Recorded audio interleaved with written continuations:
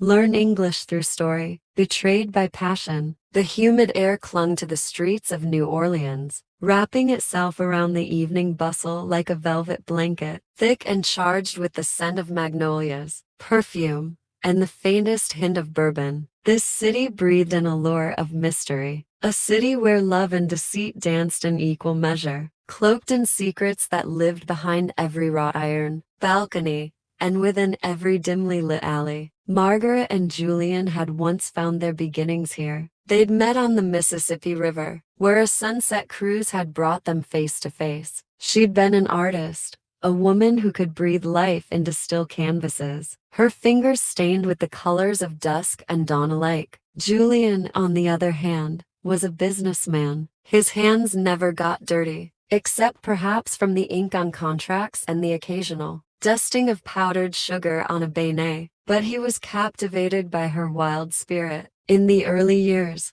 they moved in harmony, two souls from worlds apart, drawn together by the passion they inspired in each other. Margaret had always found beauty in broken things, in flaws that others often overlooked, and Julian, to her, was a puzzle, a man with a guarded heart. It was his controlled, methodical way of moving through life that intrigued her, for she saw in him a yearning for freedom that he himself didn't fully comprehend. Julian adored her spontaneity. He loved how she could pick up a brush in the dead of night to paint a scene that lived only in her mind, or how she would read poetry aloud to him in bed, her voice weaving through the stanzas as if each word was sacred. They spoke of forever, or at least she did, and he listened, swept up in the poetic quality of her dreams. But time, as it often does, altered the landscape of their love. Their differences, which once felt like a symphony, began to feel like a discordant rhythm. Julian's career demanded more of him. Late nights turned into weekends away, business trips extended as he climbed the ranks. Meanwhile, Margaret's art studio became her sanctuary, a place where she poured the loneliness and frustration of their drift into brushstrokes of vibrant color, each painting a reflection of her internal unrest. One evening, Julian returned from a trip to find a new painting hanging in their home. It was chaotic and raw, an abstract piece that seemed to pulse with intensity. He stared at it, feeling unsettled, though he couldn't quite articulate why. "It's beautiful, but what does it mean?" he asked, not realizing the question would unearth so much more than he anticipated. "It means I'm tired," Margaret said quietly, the vulnerability in her voice disarming. "I'm tired of waiting for you to come home. Tired of being alone with my art as my only company." Julian felt a pang of guilt,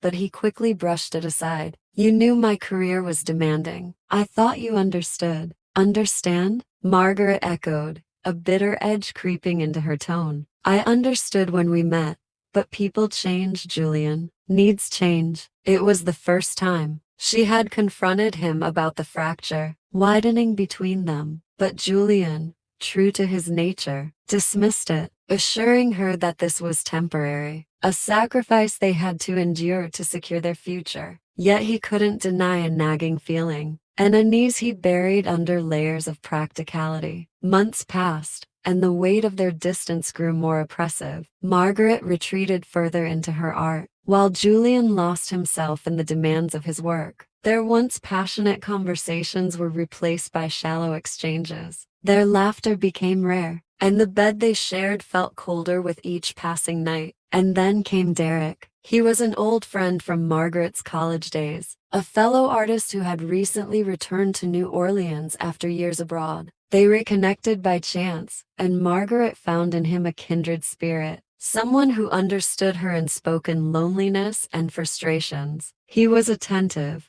with a charm that felt effortless, and his presence ignited a spark in her that she hadn't felt in years. Their friendship began innocently enough, with shared lunches and long conversations in coffee shops. Derek listened in a way Julian hadn't in ages. He understood her need to create, her passion for color and form, her yearning for connection. And when he looked at her, she saw admiration, desire, and an appreciation for the woman she was, a woman she feared Julian no longer saw. It was only a matter of time before they crossed a line, A lingering touch, a heated glance, a kiss stolen in the dim light of her studio. In Derek's arms, Margaret felt alive again, as if she'd shed the weight of years spent waiting, hoping, and hurting. Their affair became a sanctuary, a place where she could escape the suffocating confines of her marriage. But with each stolen moment, guilt crept in, whispering in the quiet hours, reminding her of the vows she'd made, of the man who still, in his own way, loved her. Julian, preoccupied with work, didn't immediately notice the change in her. But as weeks turned into months, he began to sense an unease, a disconnection he couldn't ignore. He saw the glances she exchanged with Derek at a gallery opening, felt the tension that had settled between them, and for the first time, he allowed himself to acknowledge the possibility that she might have found solace elsewhere. One evening, after an unusually silent dinner, Julian confronted her. "Are you seeing him?" The question hung in the air, heavy and loaded. Margaret hesitated, her heart racing as she met his gaze, his face lined with a mixture of hurt and anger. In that moment, she wanted to deny it, to protect him from the truth, but the weight of her deception was too much to bear. "Yes," she whispered, her voice barely audible, but it wasn't meant to happen this way. The silence that followed was suffocating. Julian's face hardened, and he turned away, his shoulders rigid, as if he were holding back a storm of emotions. I thought you loved me," he said finally, his voice filled with disbelief. "I do love you, Julian, but I'm not sure if it's the same love we once had. I needed something more." The days that followed were a blur of raw emotions, arguments, and accusations. Julian vacillated between anger and desperation, trying to understand how they'd come to this breaking point. He'd thought their love was unbreakable, but now he saw the cracks that had been forming for years, cracks he'd chosen to ignore. Margaret, too, was torn, consumed by guilt, yet unwilling to let go of the newfound sense of freedom Derek had brought into her life. She longed for a path that would reconcile her desire for passion with the love she still felt for Julian, but such a path seemed elusive. In a final act of desperation, Julian proposed a separation, a temporary distance to give them both time to decide what they truly wanted. Margaret agreed, though her heart ached at the thought of leaving the man she'd once believed was her forever. During their time apart,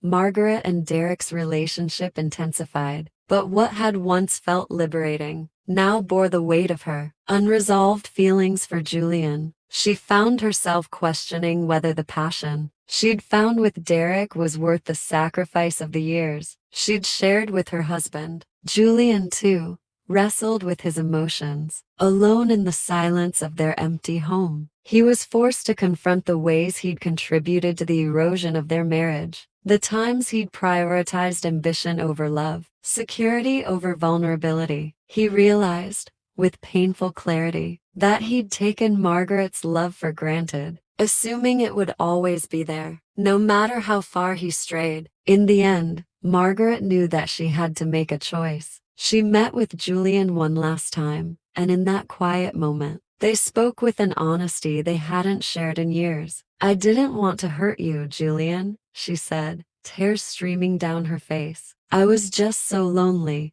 so lost." "I know," he replied, his voice choked with emotion. "I know, and I'm sorry for the ways I failed you. But I need to know, is there still a part of you that believes we can find our way back?" They stood there, gazing into each other's eyes, two souls caught in a moment of reckoning, each bearing the weight of love and betrayal. Margaret's heart trembled, torn between the passion she'd discovered and the love she'd once cherished. After what felt like an eternity, she took his hand. "Maybe," she said softly, "maybe, if we're both willing to try." And so, they began the difficult journey of rebuilding, piece by fragile piece, acknowledging the scars that would forever be a part of their story, but daring to believe that healing was possible. Passion had once led them astray, but perhaps, just perhaps, It could also guide them back to each other. As they walked hand in hand through the streets of New Orleans, the city that had witnessed both their joy and their sorrow, they felt a glimmer of hope, a spark that reminded them of the love that had brought them together in the first place. It was a love they now understood would require work, patience, and forgiveness. And in that understanding, they found the courage to try again,